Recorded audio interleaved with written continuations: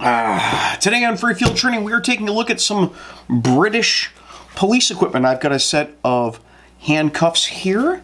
I've got a couple of cuff cases, both for a molly vest and for a belt, and then a kind of lower profile molly attachment cuff case.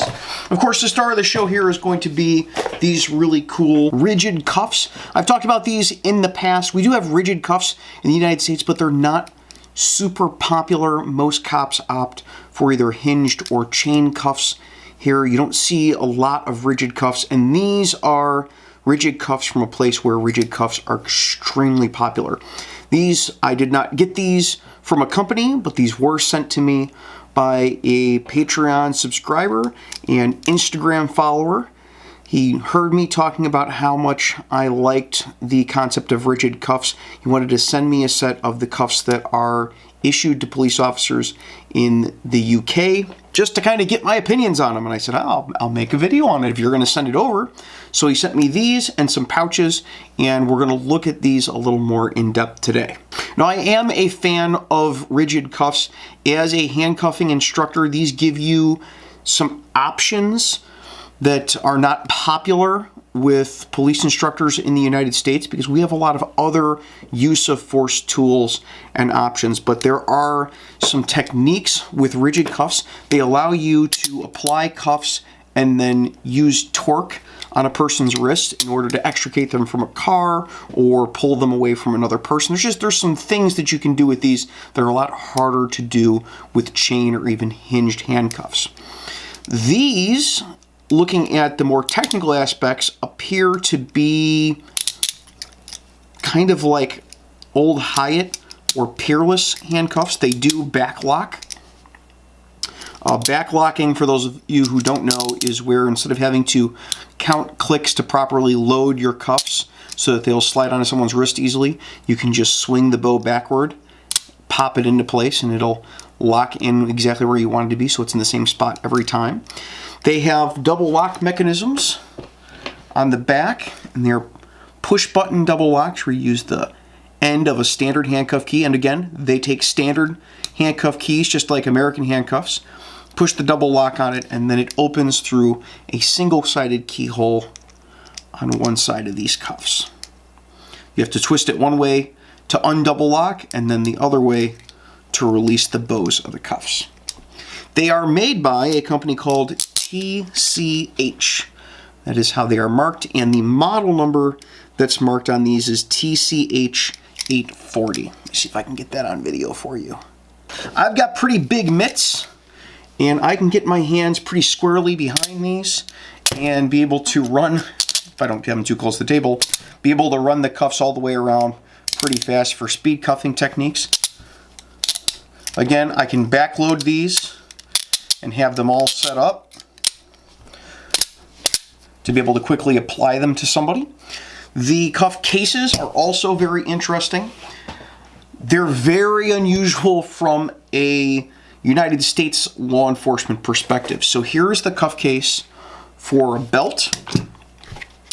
It has a belt slide on here, so you could imagine you would have this sitting on your belt like yonder.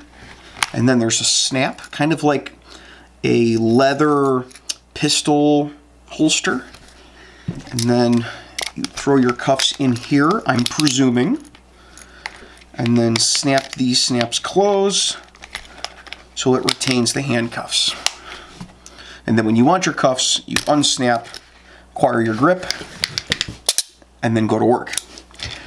One thing that I like about these, and this is the holster that I had experience with previously, somebody brought this to a training, is that these are very, very fast to deploy off of this holster. If you have it attached to your belt at an angle, if you're right-handed and you have this on the front of your duty belt, being able to just pop this open, you can easily get a grip. It's kind of like how quickly you can get a grip on your pistol coming out of the holster, especially like from a duty holster.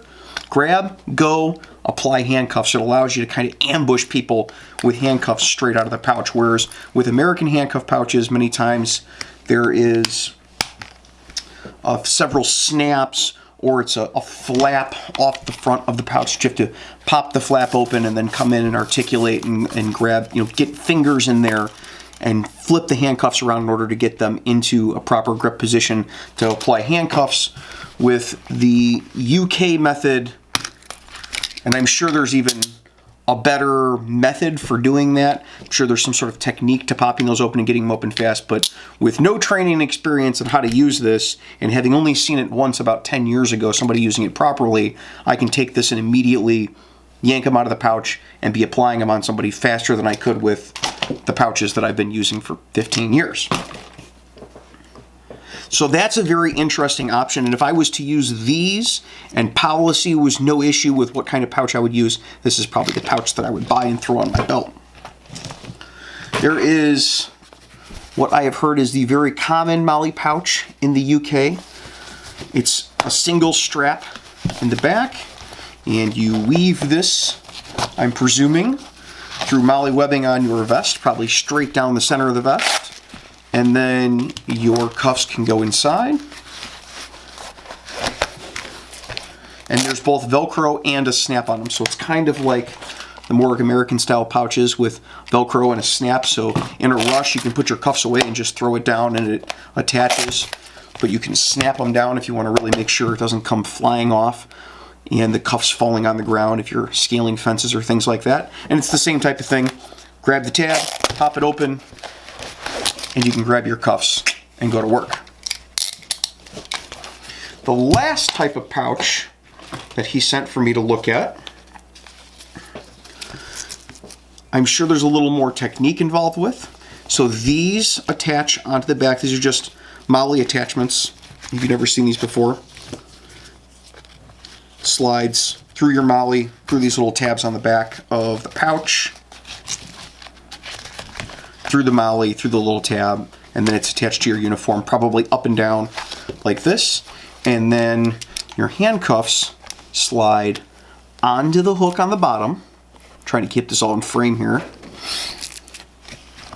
And you've got a loop side Velcro strap and a hook side Velcro strap that attaches them.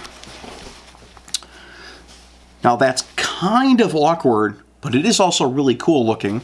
And it allows you to get the cuffs out pretty fast and go to work with them. So if you wanted to have your cuffs on your vest, I'd imagine this would be the way to go. Unless there's something that I'm not seeing that's a disadvantage to this.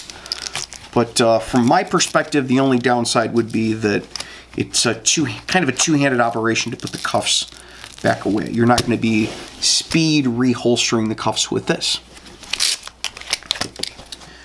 So that is British handcuffs. The cuffs and the pouches, as far as I can see on all of these, all say made in England. It's on the back. Made in England.